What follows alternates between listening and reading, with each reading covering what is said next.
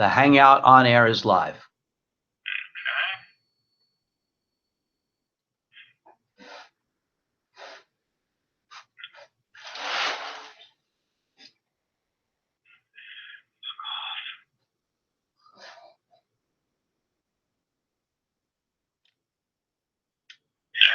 Okay, we see you, Adam. All right. Trying to get the lighting better. Yeah, you just disappeared. Yeah, looks like it's very Halloween-like now. Yeah, so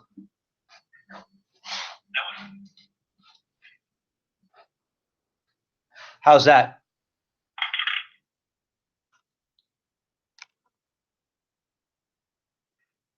That looks pretty good. Okay. I'll let people know I'm broadcasting live from the regional meeting in Myrtle Beach. So. Yeah, that's fine. That's good. Okay, I'm gonna send you I have a couple of questions right now. I'll send them to you just so you're familiar with what I'm gonna ask. Great. If I can, as I think of a couple more, I'll send them over as well. That sounds great. So now, should I minimize this box again? Well, what you want to do is you see how it's stacked, how there's a video on the top and then a box on the bottom where all the comments will go? Well, I see that on the Google Chrome, but I'm not seeing that on the RE Magazine page yet. You got to refresh the RE page. All right, let's refresh that.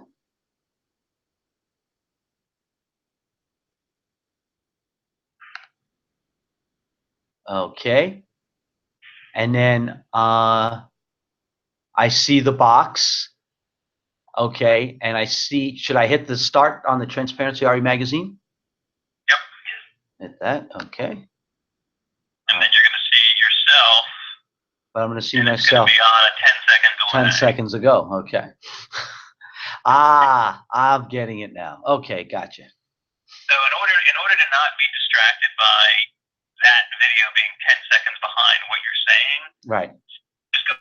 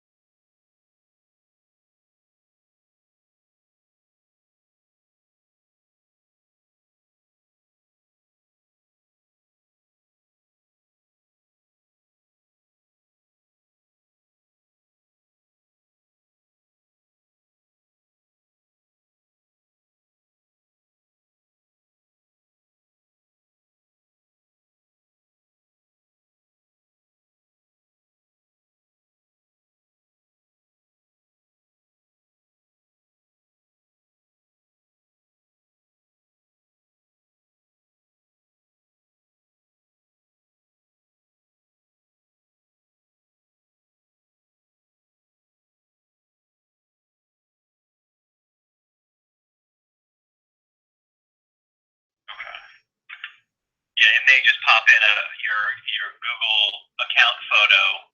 Right. It senses that there's not activity going on. All right. And I just reopened it just so. That you can see.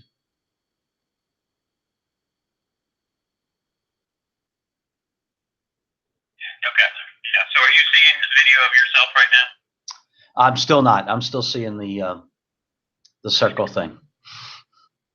And if I type, you see the message on the bottom though, that where it says that Matt and I are both logged in? I do see that. Why don't you just type something? Test. Sorry. Yep. Got it. So then it doesn't really matter if you see your own video. Exactly. It doesn't, as long as you So can. that disappears, and then you're basically just kind of responding to the questions as they come in. Exactly. Cool. Okay. I've got us 4 minutes to showtime. So we should hang up here because we don't want to take a chance of you Right. accidentally talking to me on the phone. Exactly. All right. So we're going to hang up here. You'll start texting me with other instructions. I will text you only if I have something important to tell you. Okay. Otherwise, there's something going on with the chat or the video or anything. Or otherwise, I'll just look for you in the box. All is good unless I text you. Okay. You refresh the RE Magazine page if you want to reload that, but just don't reload the Hangout page, the Google Hangout video page. Okay. All right. I just refreshed the RE page. Let's see. That helps. No, I'm still getting the circle. Oh, no, there I am. Okay, cool. All right. There you were. Oh, is that right? Okay. All right, Adam. I'm going to go ahead and hang up and just look for any text. And then do I need to do something to start? No, you're already live on the internet. You're a star. Okay, great. And then you. And I'll do a little intro as we see some folks come in. I'll do a little intro. Okay. When we get, say, 4 or 5 people in. Okay. And then I'll turn it over to you And for opening remarks. let me know how my sound is on there too. Okay. All right. Bye. All right.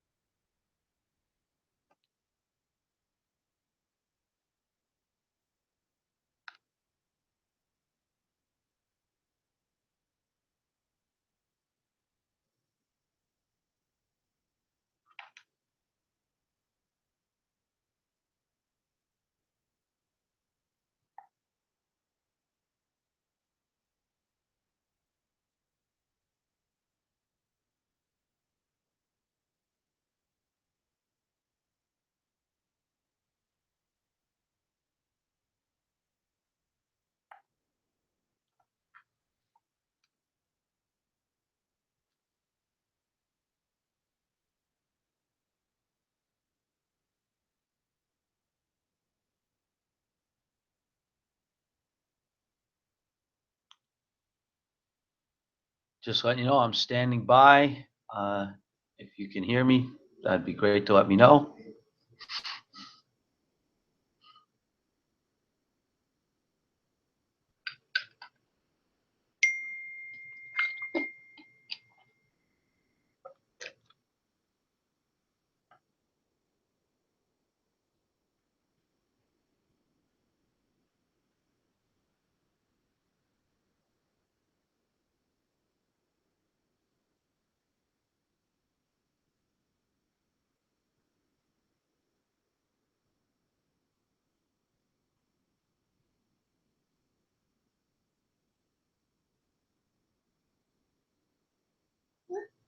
Testing sound.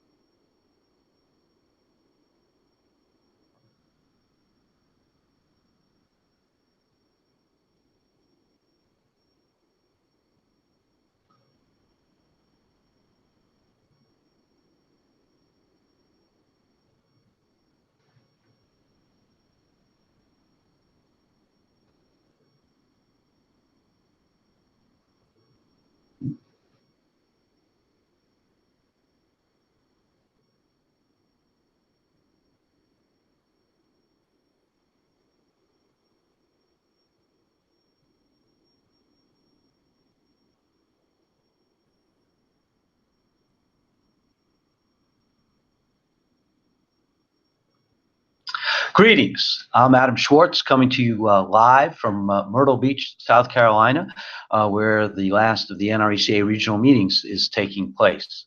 Delighted to be with you today to discuss some of my views about transparency and what our co-ops can do to build a better connection with our members through a more transparent and open process. So in the article that was in this month's magazine, I talk about some experiences that some co-ops have had that have been less than perfect. And what happens when co-ops get into some trouble? Frequently, it's around this issue about being secretive about their operations. And as co-ops are owned by their members, I believe that we have an obligation to be very upfront with our members about our operations, our policies, our procedures, our governance, and our compensation, especially when it comes to board members. And when we look at the co-ops that have suffered, folks like Pedernales in Texas or Cobb in Georgia, and the problems that they endured and where they are now, it also speaks to the strength of this cooperative business model, that we can endure some very difficult challenges and come out the other side in a very good place. But I also see what those co-ops had to go through and where they are now. And the idea that we should try and avoid having to go through trouble to be transparent with our members. So these days, Pedernales live streams their board meetings on their website so that all the members can see what's happening. Cobb makes it very clear that all of their members are welcome to attend their board meetings. And as I've been going around the country discussing these kinds of issues with directors and CEOs and management of co-ops, I am pleased to learn that many co-ops do make their board meetings available and open to their members. And I think that's a great opening start, because we want to make sure that folks see that we don't have anything to hide.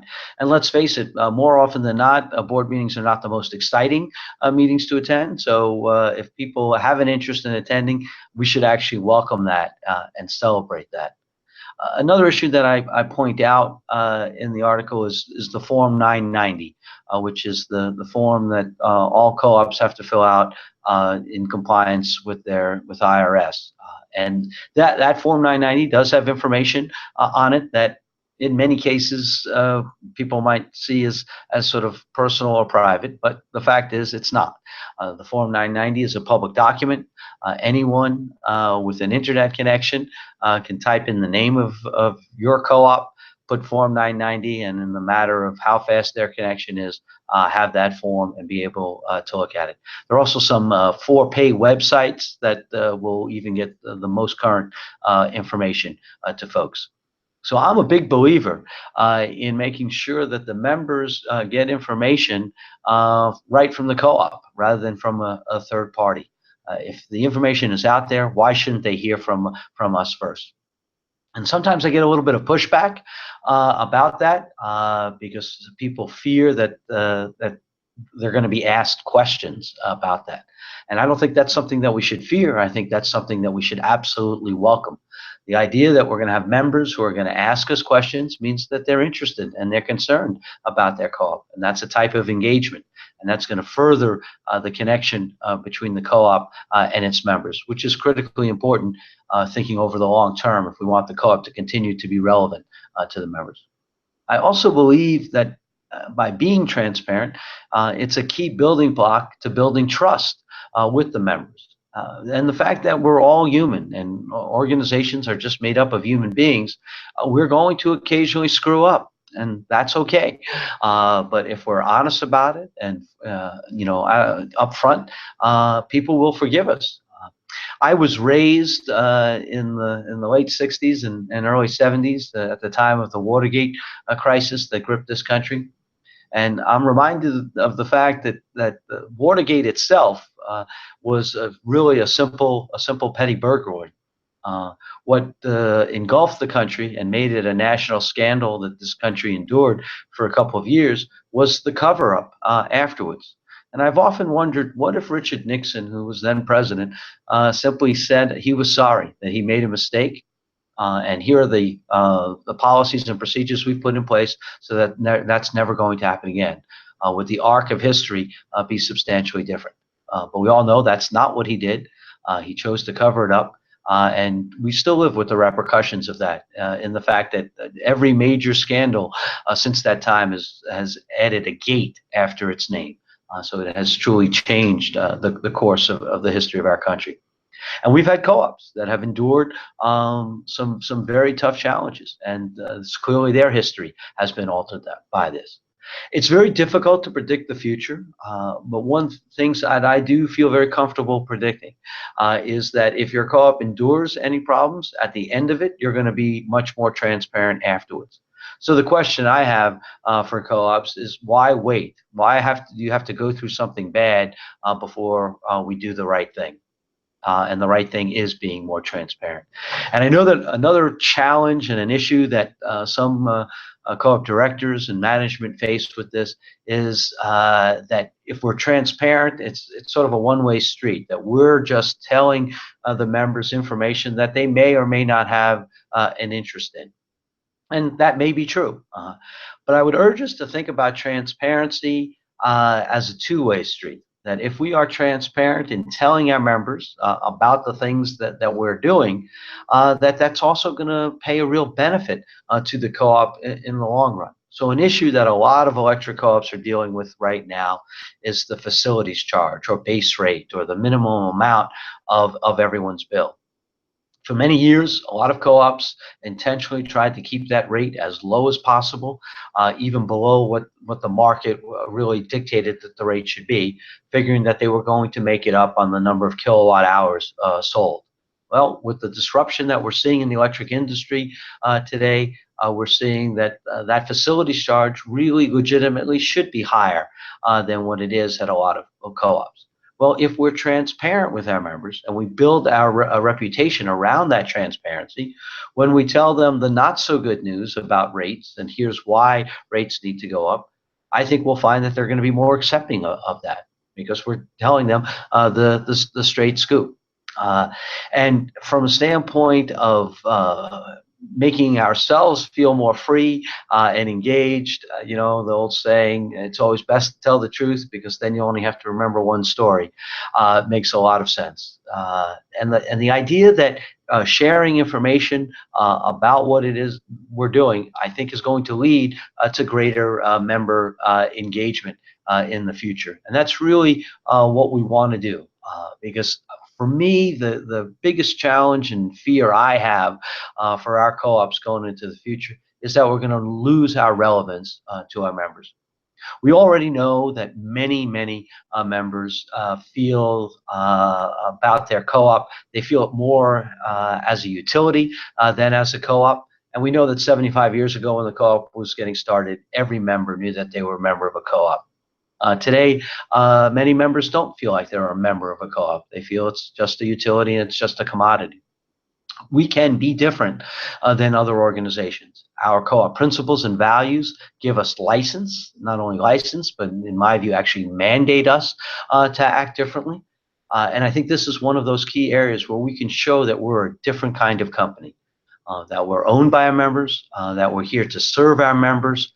And once you make the leap to be more transparent and open with the membership, it's a step that you're not going to go back on. And you're going to find that it is very freeing. And the co-ops that I know that are engaging this, they feel a weight lifted from them. And one final comment before we open it up for questions, I would say, is that if your co-op is doing something that you would not be proud to see on the front page of your local newspaper, or that you think you can't explain it very well, well then maybe that's a good signal that what you're doing isn't exactly proper and we need to take another look at it. Or maybe it is proper and you just haven't developed a good rationale for how to explain it.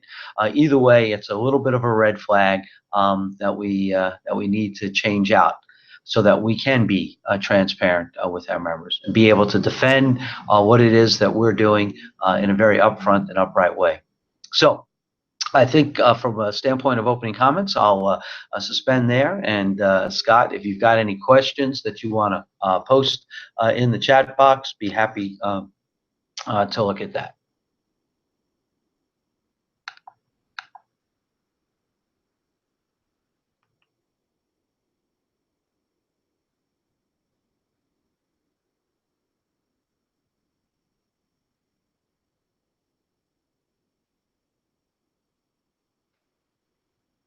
I'm not sure if there's a slight delay in the connection, but right now I'm not seeing anything in the chat box.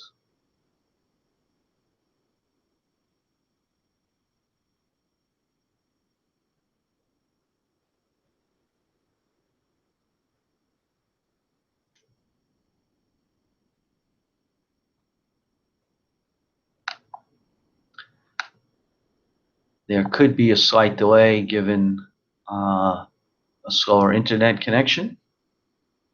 So I think there was a question that was coming over, but still hasn't posted.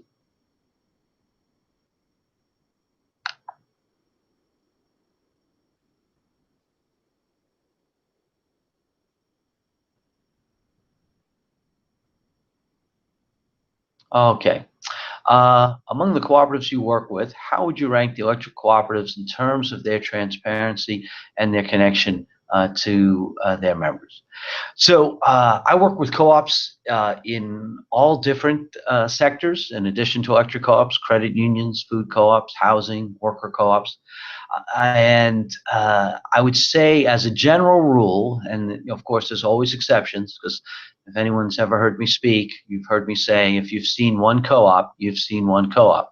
So with that caveat in place, I would say that for electric co-ops as a whole, we've got some work to do in this area. There are some notable exceptions to some co-ops that are doing things in a very transparent manner. But there are still a lot of folks who are thinking that this is just not anyone's business, and so I think we have some work to do in that area. I'm reminded of kind of a funny story now. Back when I started working for co-ops in '92, I was talking to a senior director, and he had been around a while, and he had said that his co-op back in 1950 discussed whether they should get a telephone at their co-op or not. And the idea that what they were discussing was that our members always came in to talk to us, right into the office, and if they want to come in and talk to us, that's the way they'll do it. So there literally was a debate whether to get a telephone or not. Funny and maybe a little silly now. If we fast forward to today, there are still a few co-ops out there that don't have Facebook pages because they're afraid that people might say something bad about them. And what I tell those co-ops is that they're already saying bad things about you. And one of those bad things they're saying is that you don't have a Facebook page. So I would say that the vast majority of co-ops now have Facebook pages, and I think that's one of the ways of displaying transparency, answering questions from your members. I highly recommend folks have a full social media presence on Twitter and Snapchat and everything else that is coming out there, some that are probably yet to be invented, because that's where your members are going to be. So why wouldn't we want to be talking to them in the communication devices that they're using? So I think that makes great sense. But I would say that we have some work to do with electric co-ops in that area. So thank you very much for that question. If there's any others, I'll be happy to answer them, or let folks know that I certainly appreciate them taking the time to join this discussion and to continue to read the Go Co-op column in RE Magazine. We'll be continuing each month to talk about different topics of interest to folks, or sometimes topics that we just realize that we need to be discussing as our industry continues to evolve and change. So there is another question coming through. It hasn't come through just yet, but okay. Let me try refreshing and see if that works.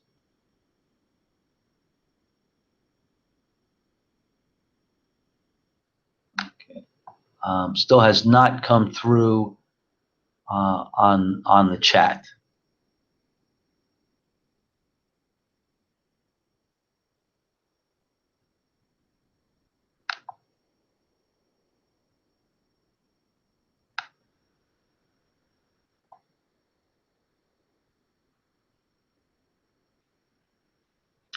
Okay. Here's another question. Do you have any warning signs that indicate a co-op is not being transparent enough?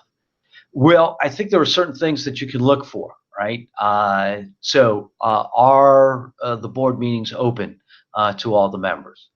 Uh, does the co-op post the agenda before the meeting in a timely manner that would allow people to know what's going to happen? Do they post the minutes after they've been approved so that people can look at them? Are the bylaws available right on the website so that folks can see that? Do they make the Form 990 available right on the website? Or do they make it available after people ask them for it? How difficult is that process?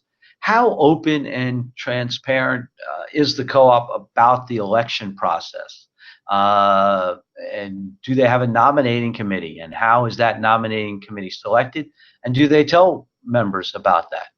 If they have a petition process to join the board, do they let folks know what that process is in a timely enough manner that would allow for competitive elections? So I think these are some of the tripwires that you can see. If I were to go to a co-op and do a transparency audit, if you will, those would be some of the things that I would be looking for to see if the co-op is acting in the most transparent manner possible.